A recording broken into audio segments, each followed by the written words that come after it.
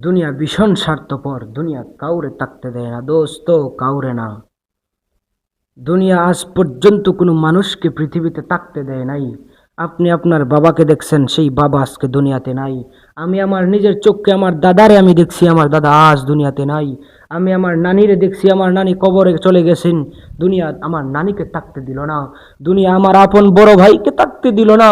যেই বড় ভাইয়ের টাকার কোনো অভাব ছিল না, চিকিৎসার কোনো কমতি ছিল না, তারপরেও আমার বড় ভাইকে দুনিয়া রাখতে দিল না। দুনিয়াতে কত রাজা বাদশারা ছিল, কত ক্ষমতাধর ব্যক্তিগুলা ছিল।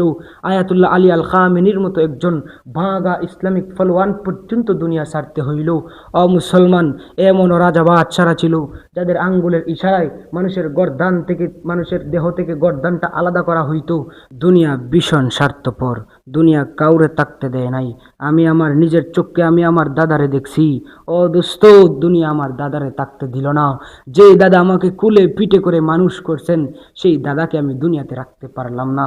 আমি আমার জিন্দগিতে নানিরে দেখছি দোস্ত, আমার নানিকে দুনিয়া থাকতে দিল না। এত মজবুত করে ফাইলিং করে ঘর বানাইলেন, সেই ঘর তোমাকে থাকতে দিল না। আমি আমার নিজের চোখকে আমার বড় ভাইকে দেখছি। বড় ভাইয়ের টাকার কোনো কমতি ছিল না, বড় ভাইয়ের চিকিৎসার কোনো কমতি ছিল না। তারপরে আমার বড় ভাইকে দুনিয়ায় রাখতে দিল না, দুনিয়ায় থাকতে দিল না। দুনিয়া লাত্তি মেরে কবরে ফালায়া দেয়। মুসলমান, দুনিয়াতে এমনও রাজা বাদশারা ছিল, দুনিয়াতে এমনও ক্ষমতাধন ব্যক্তিরা ছিল যাদের হাতের ইশারায়, যাদের আঙ্গুলের ইশারায় দেহ থেকে কল্লা আলাদা করা হইতো। আজ তারা নাই। দুনিয়া সবাইকে লাত্তি মেরে কবরে ফালায়া রাখছে। আজ তাদের শরীর নাই, রেজা রেজা করে ফেলছি। আপনার আজ থেকে নিয়ে 6 মাস আগের কবরটা খনন করে দেখবেন মুসলমান, তাদের শরীরের কোনো অস্তিত্ব নাই। দোস্ত, দুনিয়ায় কাউরি থাকতে দিল না। দুনিয়ায় আমাকেও থাকতে দিবে না, দুনিয়ায় আপনাকেও থাকতে দিবে না। এই জন্য মরার আগেই কবরের সামান জোগাড় করো ভাই। মরার আগেই স্বার্থপর দুনিয়া থেকে বিদায় নিয়ে চলে যাও। মুসলমান, একটু চিন্তা করো। দুনিয়ায় যেই কাউকে থাকতে দিল না, বাবা আদম থেকে নিয়ে হজরত মোহাম্মদ মুস্তফা সাল্লাল্লাহু আলাইহি ওয়াসাল্লাম পর্যন্ত দুনিয়ায় কাউরে থাকতে দেয় নাই। আপনি আমি নগণ্য উম্মত হিসাবে কেমনে দাবি করি আপনি আমি থাকবো? মুসলমান, একটু চিন্তা করেন। আজকে যেই পরিমাণ নারীগুলা বেসামাল হয়ে গেছে, বেহায়ার মতো রাস্তাঘাটে চলাফেরা করতেছে, একবারেই আমার মা বোনেরা আপনারা খেয়াল করবেন, এত বেসামাল হলে দুনিয়ায় চলা যায় না। আল্লাহ আপনাকেই আমাকে যৌবন দিছেন, আল্লাহ আপনাকেই সুন্দর একটা চেহারা দিছেন, আল্লাহ আপনাকেই সুন্দর শরীর দিছেন। আপনার শরীর প্রদর্শনের ব্যক্তি আছেই, আপনার সৌন্দর্য দেখানোর মানুষ আছেই।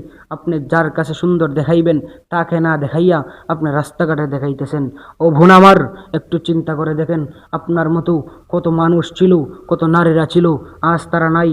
বিশ্বের নাম্বার 1 সুন্দরী ব্যক্তিগুলোও মারা যায়, ফকিন্নি ব্যক্তিটাও মারা যায়। সবাইকে দুনিয়ার লাত্তি মেরে কবরে ফালায়া দেয়। দুনিয়া কাউকে থাকতে দেয় না, দুনিয়া সবাইকে লাত্তি মেরে কবরে ফালায়া দেয়, রেজা রেজা করে ফেলে। মুসলমান, সবাই একটু খেয়াল করে শুনবেন। আমার কথাগুলা যদি আপনার হৃদয়ে লাগেই আপনি আমল করার চেষ্টা করবেন।